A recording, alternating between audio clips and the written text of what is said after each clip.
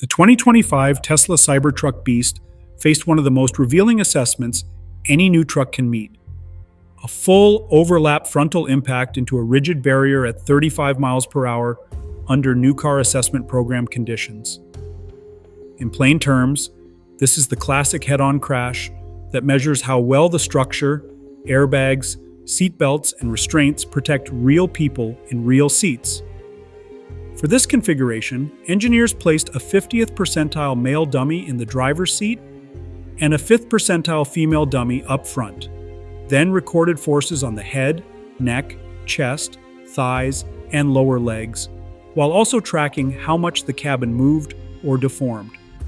From the first milliseconds, the Cybertruck's front structure did what a good crash structure should do: absorb and redirect energy before it can reach the occupants. You can see the deceleration trace in the way the front crush zone progressively collapses while the safety systems do their job. The frontal airbags deploy quickly and form a stable cushion, and the seatbelt pretensioners cinch the dummies into position so the airbags meet them at the right time, not a fraction too early or too late. Equally important, the passenger cell behaves like a shield.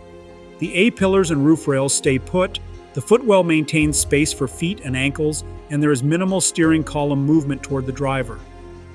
After the impact pulse clears, the doors remain closed during the crash, but can be opened, an underappreciated signal that the structure is intact and first responders could reach occupants without delay.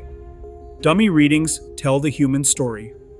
In a strong frontal result, head injury criterion stays comfortably below critical thresholds, chest acceleration and chest deflection remain controlled, and femur loads on both sides do not spike into the zones that correlate with knee or hip injury risk.